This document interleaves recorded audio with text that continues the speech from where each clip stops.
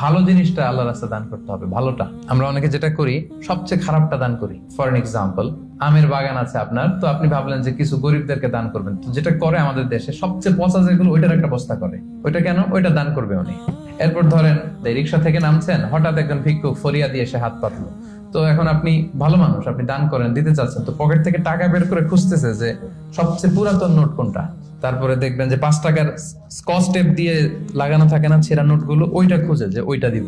তো এইটা যদি করেন, এটা আপনি ভুল করছেন, কারণ এই দানটা বেসিক্যালি আপনি আল্লাহ তাআলাকেই করছেন। কিয়ামতের দিন আল্লাহ বলবে, আমারে তুমি খাবার দিলা না, আমাকে পোশাক দিলা না, আমাকে সাহায্য করলা না। বনি আদম বলবে, আল্লাহ বলেন কি? আপনি খাবার চাইলে তো সারা দুনিয়ার সব দামি দামি খাবারের বস্তা আপনার কাছে এনে দিতাম, আপনি পোশাক চাইলে তো আমারটাই খুলে দিতাম। আল্লাহ বলতেন, ওই যে অসহায়, পীড়িত, দুস্থ, সুবিধা বঞ্চিত মানুষগুলোকে খাওয়ালে আমাকে খাওয়ানো হতো, তাদেরকে পড়ালে আমাকে পড়ানো হতো। তো এই যে আপনি ছিঁড়া নোটটা যে গরিবের হাতে দিলেন, আসলে ওইটা আল্লাহরে দিয়েছেন আপনি, এটা কখনোই করবেন না। আল্লাহ তাআলা বলছেন, ওয়ালা তায়াম্মামুল খাবিসা মিনহু তুনফিকুন, খারাপটা আল্লাহরে দিও না, আল্লাহর রাস্তায় ভালোটা দিবে। সবচেয়ে ভালোটা যদি আপনি আল্লাহর রাস্তায় দিতে না পারেন, তাহলে আপনি তো ইমানদারি হতে পারলেন না। তাই আমরা ভালোটা দিব খুঁজে খুঁজে। আপনি আম বাগানের মালিক, আপনি সবচেয়ে টসটসে পাকা এক বস্তা আম আপনি কালেক্ট করবেন, যে এটা আপনি দান করবেন। ধরেন যে 10 টাকার কচকচে নোট নিয়ে আপনি সবসময় ঘুরলেন এবং এটা প্ল্যান করলেন যে যখন দিব, এই চকচকে 5 টাকার নোটটা দিব, কারণ আল্লাহ বলেছেন সবচেয়ে ভালোটা আমার রাস্তায় দাও। তো এই অভ্যেসটাকে আমরা একটু করতে পারবো ইনশাআল্লাহ।